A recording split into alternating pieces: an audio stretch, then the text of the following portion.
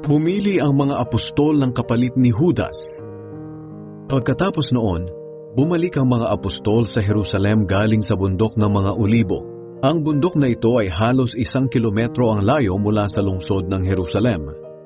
Pagdating nila sa Jerusalem, dumiretso sila sa kwarto na nasa itaas ng bahay na tinutuluyan nila. Sila ay sina Pedro, Juan, Santiago, Andres, Felipe, Tomas, Bartolome, Mateo, Santiago na anak ni Alfeus, Simon na makabayan at si Judas na anak ni Santiago.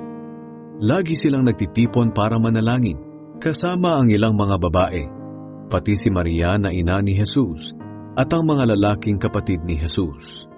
Nang mga araw na iyon, nagtipon ang mga 120 mananampalataya.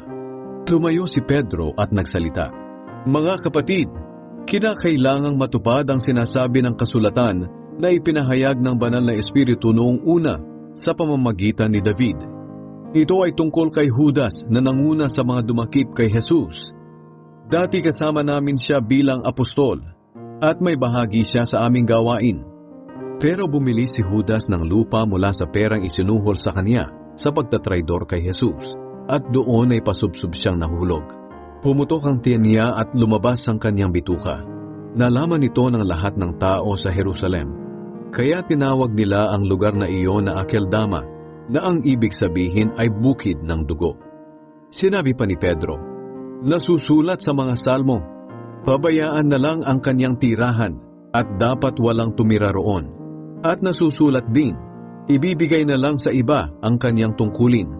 Kaya kinakailangan nating pumili ng tao na ipapalit kay Judas, nakasama nating magpapatotoo sa muling pagkabuhay ni Jesus.